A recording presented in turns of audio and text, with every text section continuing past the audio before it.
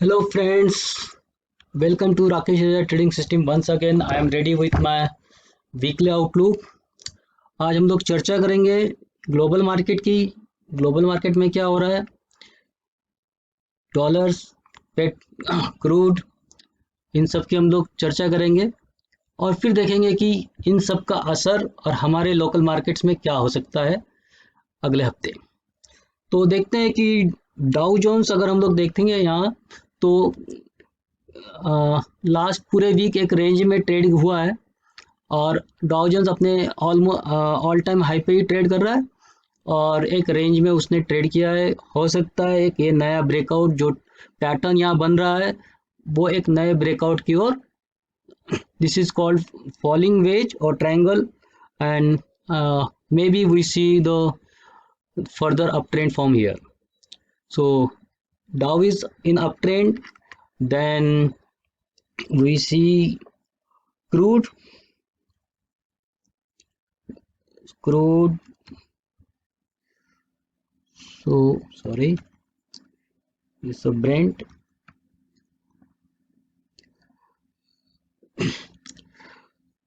Crude also trading almost at its high. The previous high is around 71.35 something, 71.50, and it is at present it is trading around 66. So almost we are trading $3 or almost yeah, $3 lower than the immediate high. However, this trend is uptrend, and this is a just one day small profit booking what I see here. यहाँ से फिर एक नई चाल चलने के लिए ready है। क्यों? क्योंकि सब मार्केट जब अप ट्रेंड में हो तो ये दिखाता है कि इसकी डिमांड अच्छी है और क्रूड की जब डिमांड रहेगी तो डेफिनेटली प्राइस ऊपर जाएंगे। तो मुझे ये लगता है कि ये फिर अगले हफ्ते हम लोग इसको ऊपर जाते हुए देखेंगे। अब बात करते हैं डॉलर की। डॉलर अगर हम लोग ये देखेंगे, सॉरी, यूएसडी आईएनआर। सो यूएसडी आईएनआर ने पिछले वीक अच्छी रिकवरी दिखाई है और डॉलर ऑलमोस्ट 70-80 पैसे गिर के बंद हुआ है। ये हमारे लिए अच्छी बात है। तो डॉलर का गिरना हमारे लिए अच्छी बात है। इस बावजूद इसके हमने अपने मार्केट में भी लास्ट 2 सेशन में काफ़ी गिरावट देखी है, पर डॉलर का गिरना हमारे लिए एक अच्छी बात है, लेकिन इसका असर आईटी और एक्सपोर्ट ओरिएंटेड कंपनियों पे गलत पड़ता है। तो हम लोग ने ये भी देखा कि आखिरी आखिरी 2-3 दिनों में आईटी के शेयर्स हम आईटी शेयर्स में हम लोग ने गिरावट भी देखी है क्योंकि डॉलर्स का रेट गिरता हुआ देखा। अब हम लोग यहाँ से देखते हैं कि और क्या हुआ है। और यह हुआ है कि जापान का मार्केट जो है वहाँ इंडस्ट्रियल प्रोडक्शन में काफ़ी अच्छी बढ़त हम लोग ने देखी है और इस वजह से हम लोग ये बोल सकते हैं कि ओवरऑल मार्केट में ट्रेंड ऊपर का ही है। सब जगह इकोनॉमी रिकवरी अच्छी हुई है। अब सवाल ये कि हम यहाँ हमारे लोकल इंडिया में इन सब का क्या असर हो रहा है। ठीक है, डॉलर तो नीचे आया है और क्रूड ऊपर गया है, तो एक चीज़ हमारे लिए अच्छी है और एक चीज़ बुरी है। तो क्रूड ऊपर अगर जाता है तो हमारे इकोनॉमी के लिए ये अच्छी बात नहीं है और डॉलर नीचे आ रहा है तो हमारे लिए अभी एक बात है कि डॉलर का गिरना अच्छी बात हुई और क्रूड का चढ़ना ये हमारे लिए बुरी बात है। तो हम लोग ये कहेंगे कि चलो हम लोग ने बैलेंस कर लिया। अमेरिकन मार्केट ऊपर है, यूएस मार्केट, यूरोपियन मार्केट भी अपने ऑलमोस्ट हाई पे ही चल रहे हैं। जापान ने अच्छी बढ़त दिखाई है। तो और China China is also very doing China also doing very good. तो ये सब चीज़ों को अगर हम लोग देखते हैं तो हमारे लिए ये बात बहुत अच्छी है कि ग्लोबल क्यूज हमारे लिए बहुत अच्छे हैं, ग्लोबल क्यूज हमारे लिए बहुत अच्छे हैं। पर हम एक अलग समस्या से जूझ रहे हैं और वो है कोरोना। कोरोना के वजह से हम लोग ने ये देखा है कि यहाँ काफ़ी सारा लॉकडाउन जैसी स्थिति उत्पन्न हुई है। काफ़ी जगह पे लॉकडाउन लगा भी है। भले ही गवर्नमेंट उसे लॉकडाउन का नाम नहीं देना चाहती, लेकिन रेस्ट्रिक्शंस लॉकडाउन जैसे ही हैं। और काफ़ी सारे बिजनेसेस पे इसका भारी असर पड़ा है इस, और डेफिनेटली इसका सारा इकोनॉमी पे असर पड़ने वाला है। और कुछ ना कुछ असर जो इंडस्ट्रियल प्रोडक्शन पे है और डिमांड पे, सब पे आना। तो एक तरफ यह है कि जो वर्ल्ड इकोनॉमी है वो हमको इमीडिएट अभी गिरने नहीं देगी, तो हम लोग उसके वजह से ज़्यादा नहीं गिरेंगे। लेकिन हमारी अपनी परेशानी है वो हमको उठने भी नहीं देगी। तो हम लोग ये देखेंगे कि निफ्टी, जो कि हाँ, हम लोग कई दिनों से जो चर्चा कर रहे हैं और अभी भी उसी रेंज में ही फंसा हुआ है। वो ऊपर की तरफ उसका हाईएस्ट जो रेंज था 15,050, उसको उसने ब्रेक नहीं किया है और ऑलमोस्ट उसको टच करके वापस नीचे आया है। अब हम लोग जो बड़ी रेंज है निफ्टी के लिए वो 14,150 और ऊपर 15,050, और ऑलमोस्ट हम लोग उसके बीच में हैं। तो इसको अभी जब अगर किसी को ट्रेड करना है निफ्टी को, ये स्पॉट के लेवल्स ही मैं बता रहा हूँ। आप जब भी ट्रेड करेंगे अपने ऑप्शंस में या फ्यूचर्स में, तो आपके लिए मैं रेंज बता दूं। अगर मार्केट इसके ऊपर निकलता है, मतलब 14,660, ओके, 14,650 इसके ऊपर ट्रेड करना शुरू करता है, तो आप 1, 2, 3 ये 3 लेवल्स के लिए ट्रेड आप लॉन्ग जा सकते हैं। तो 14,800 ये एक स्ट्रॉन्ग रेजिस्टेंस है, आपको यहाँ वापस देखना होगा। नेक्स्ट लेवल आपका 14,880 और तीसरा लेवल 15,050। अगर नीचे 14,550 के नीचे अगर ये ट्रेड करना शुरू करता है, तो आप, ये एक लेवल है आपके लिए 14,400, और दूसरी लेवल है 14,250, और तीसरी लेवल है 14,150। इन सारे लेवल्स के लिए आप ट्रेड कर सकते हैं। ये सारे लेवल सपोर्ट और रेजिस्टेंस का काम करेंगे, तो एवरीडे उस लेवल पे वहां क्या हो रहा है ये आपको देखना पड़ेगा। लेकिन इस बीच में कुछ मत कीजिए। इसके ऊपर बाय और इसके ऊपर सेल, ये मेरे लिए निफ्टी के लिए ट्रेड होगा अगले वीक के लिए। बैंक निफ्टी में क्या करना है, निफ्टी बैंक, देखिए निफ्टी बैंक की भी हालत वही है। हम लोग ने जो ये पूरे लेवल्स बना के रखे हैं, जो पिछले बार ही हम लोग ने बनाए थे, तो इसमें से कुछ रेंज है नीचे साइड में, तो आपके लिए रास्ता बहुत ज़्यादा मुश्किल वाला नहीं है। अगर नीचे चलता है, देखिए ये इसने एक रेंज भले इस बार तोड़ने की कोशिश की। अगर हम लोग ये देखते हैं तो ये एक ट्रेंड लाइन अगर हम लोग यहाँ से बनाते हैं, तो ये लेवल हमको इसमें टूटते हुए दिखे, तो अब डेफिनेटली इसने अब ट्रेंड में एक मुंह तो दी है, लेकिन अपने रेजिस्टेंस के पास जाके ये फिर वापस आ गया। तो अभी इस वीक के लिए हम लोग फिर उसी रेंज में ही ट्रेड करेंगे। इस वीक में भी कोई नई रेंज बनने की संभावना नहीं है। तो अगर आपको इसमें ट्रेड करना है तो 32,860 ये लेवल है, इसके ऊपर आप बाय करेंगे, और 32,550 है, इसके नीचे आप सेल करेंगे। आपके लिए ऊपर की तरफ 33,100, फिर 33,500, 34,000 और 34,300 ये ऊपर के लिए लेवल्स होंगे। लेकिन इसमें इतने लेवल में हम लोग चल पाएंगे या नहीं चल पाएंगे कहना मुश्किल है। पर क्योंकि यहाँ हर्डल्स बहुत है, तो आपको हर बार हर्डल्स के आसपास अपनी पोजीशंस को चेक करना होगा। नीचे की ओर जब आप यहाँ 32,500 के नीचे अगर सेल कर 32,550 उसके नीचे आपको सेल करना है। फिर आपके लिए टारगेट होगा 32,100, 32,150, 31,600 और 30,800, 30,900 ये लेवल्स हैं जिनके लिए आप ट्रेड करेंगे। अगर और मुझे नहीं लगता कि इसके बाहर हम लोग इस बार जा पाएंगे।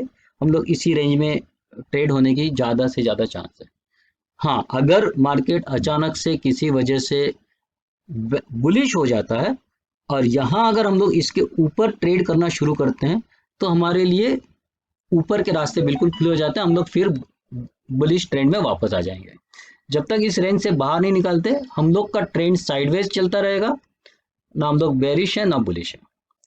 ये हो गई हमारी बात निफ्टी, बैंक निफ्टी और ग्लोबल मार्केट के ऊपर। अब मैं लेकर आया हूं कुछ स्टॉक्स जिसमें मैं आपको बताना चाहूंगा कि हम लोग बाय साइड की ओर ट्रेड कर सकते हैं।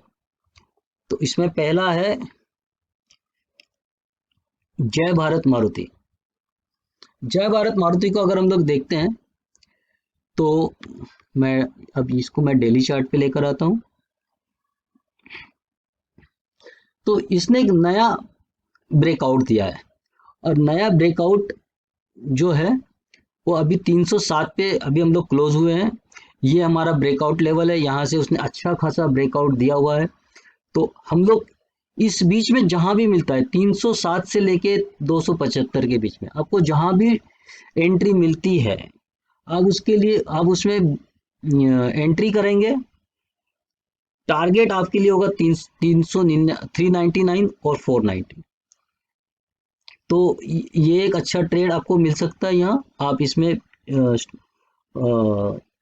लॉन्ग साइड में ट्रेड कर सकते हैं। आपका स्टॉप लॉस होगा 250 का। तो 250 के छोटे स्टॉप लॉस के साथ में आप ट्रेड कीजिए और इसके बीच में कहीं भी आपको मिलता है आप उसमें बाय करके ट्रेड कर सकते हैं। ओके, सो ये मेरा स्टॉप लॉस है 250 का, 273 से लेके 307। यहाँ आप कहीं भी एंट्री कीजिए। टारगेट आपका होगा 399 और 490।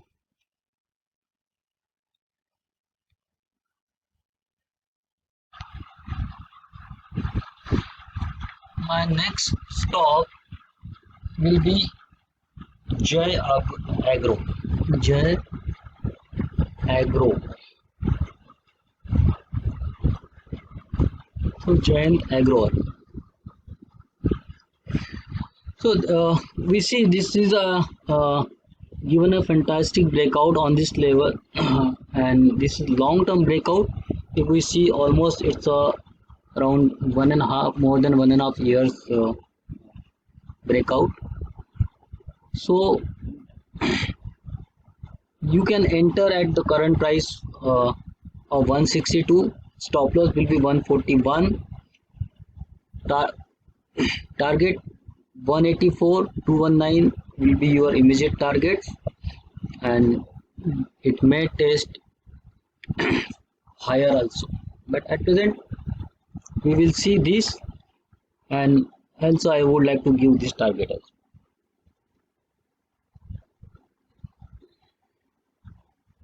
So for me, you can also consider this target, which will be 300. So I see the fantastic risk reward ratio, and might be it takes some time, but at this level you definitely think to enter. 162 entry, 187, 219 and 300 are the targets, and stop loss will be 141. My third stock, which is also starting from the Jai, So this is very coincidence that three stocks are starting with name Jay. It's a Jai Shri Tea. So Jai Shri Tea, this is also has given a fantastic. It is very similar to previous stock, and this is a level where we see we can enter. So one can enter above 80. Just wait for 80, break it, and 80 will be your entry level. 80, 81. Better enter at the 81.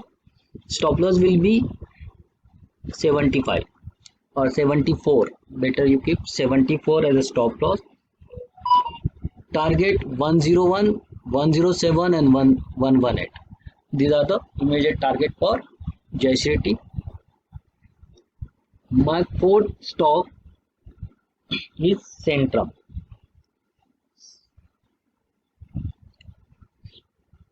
Centrum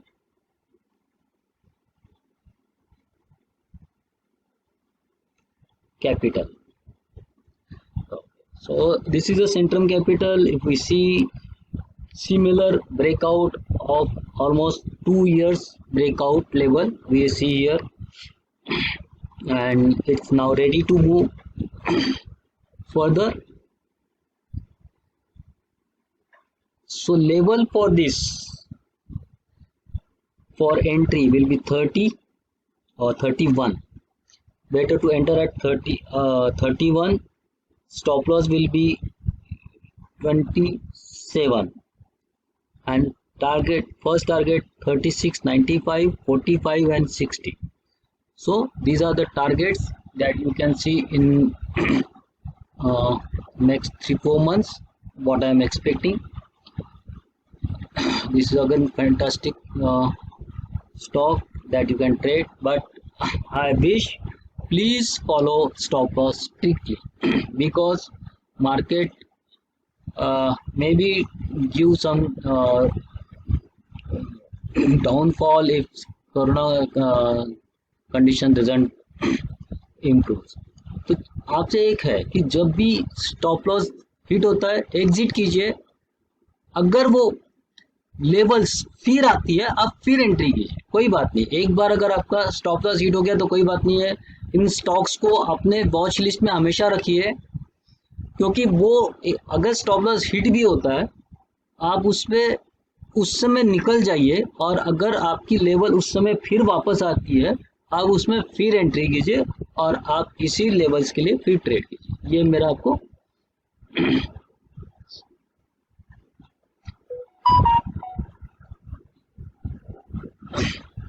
ये मेरा आपको suggestion है। Next one is from sugar sector. We know sugar is doing fantastic. Last week also I have given 2 sugar stocks and which perform fantastic. I wish you go check my previous video, check the levels of the stocks which I had given. Alkyl amine 62,000, 6200 to 8400 in just 3-4 days. So like same thing you will see in sugar stocks that we were which I had given, and fantastic. So I request you, आप मेरे इस video को पूरी तरह देखिए, बिल्कुल भी उसको फॉरवर्ड करके मत देखिए, क्योंकि कई बार उन चीज़ों को आप मिस करोगे जो मैं आपको समझा रहा हूँ बीच बीच में। तो चलो हम लोग नेक्स्ट स्टॉक केयर चलते हैं। It's a KM sugar.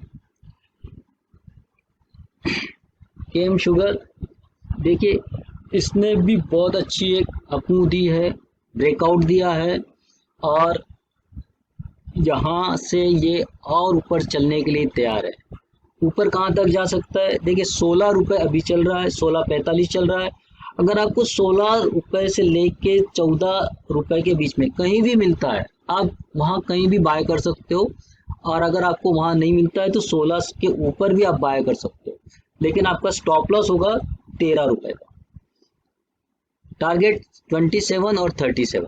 इस दो टारगेट के लिए आप इसमें ट्रेड कर सकते हो।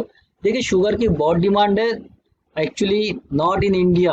आप कभी भी स्टॉक्स को या कमोडिटी स्टॉक्स वगैरह जो रहते हैं उनको केवल इंडिया की डिमांड के हिसाब से मत देखा कीजिए। डिमांड एक्चुअली ग्लोबल डिमांड होती है। ग्लोबल डिमांड में शुगर की काफ़ी अच्छी डिमांड होने की वजह से हमको वहाँ से एक्सपोर्ट्स के बहुत अपॉर्चुनिटीज आ रही है, और जिसी की वजह से शुगर्स में आग लगी हुई है।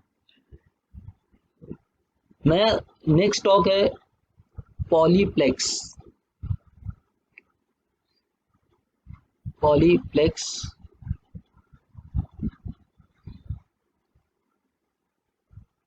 देखिए, ये एक्चुअली अपने ऑल टाइम हाई पे है। Polyplex is actually trading at all time high, I guess, let me check, yes. So और उसने अब नया हाई बना लिया है, कितने पे, 958 पे। तो ये है कि आप इसमें आप ट्रेड कर सकते हो। इसके बाद ये यहाँ से आप देखोगे कि एक ब्रेकआउट यहाँ उसने दे दिया है प्रीवियस इस रेंज में। काफ़ी दिन तक ट्रेड करने के बाद में ये बाहर निकला है, ट्रेड कर रहा है, और इसी लेवल पे आपको ट्रेड करना है। आपका स्टॉप लॉस होगा 861 का। ओके, 861 के स्टॉप लॉस से आप इसमें एंट्री कीजिए। आपको जहां भी मिलता है आप एंट्री कर लीजिए। 861 का स्टॉप लॉस है। टारगेट आप इसको छोड़ दीजिए 1 साल के लिए, ये मेरा आपको सजेशन रहेगा। इसी स्टॉप लॉस के साथ में आप इसको ट्रेड कीजिए। आपका आप 10% जब ऊपर बढ़ जाते हैं तो अपना स्टॉप लॉस लेके आइए अपने बाइंग प्राइस पे, और फिर इसको छोड़ दीजिए अगले 6-7 महीने 1 साल के लिए। ये आपको हमेशा पैसा बना देगा। This is a very good stock. And आपने देखा होगा कि ये इसकी चाल हमेशा ऊपर की ओर रही है। ये अगर गिरता भी है तो ये फिर ऊपर चढ़ जाता है और इसकी डिमांड तुरंत आ जाती है। तो हम लोग ये देखेंगे कि ये कोरोना काल में गिरा था, लेकिन बहुत तेजी से रिकवरी हो गया। केवल 3-4 महीने में इसने अपने हाई के आसपास बना लिया। तो आप ये देख सकते हैं कि ये अपने बाकी स्टॉक्स की अपेक्षा या निफ्टी की अपेक्षा ये बहुत ज़्यादा तेजी से ऊपर आके, तो इसका मतलब ये कंपनी बहुत स्ट्रांग है, अच्छी है। आप इसमें बने रहिए। आप इसको अपना पोर्टफोलियो स्टॉक भी बना सकते हैं। नया है रामको इंडस्ट्रीज। रामको इंडस्ट्रीज रैमको इंडस्ट्रीज में भी हम लोग देखेंगे तो एक्चुअली यहाँ एक नया हाई बना हुआ है। ये देखेंगे कि ये काफ़ी दिन का एक कंसोलिडेशन है जो ब्रेक हुआ है। कंपनी एक नया ब्रेकआउट हुआ है, कंसोलिडेशन से बाहर आए हम लोग, और अच्छा खासा वॉल्यूम भी है। इस वॉल्यूम को हम लोग अगर इसको देखते हैं तो यहाँ अच्छे खासे वॉल्यूम के साथ में ये ब्रेकआउट आया है। तो हमको करना क्या है, आपको यहाँ किसी भी लेवल पे आपको ट्रेड जहां भी मिलता है 274 से लेके 280 के बीच, जहां भी आपको मिलता है आप उसको बाय कीजिए। स्टॉप लॉस आपको रखना है 263 का। ओके, तो इसके बीच में कहीं भी रखिए, स्टॉप लॉस रखिए आपका 263।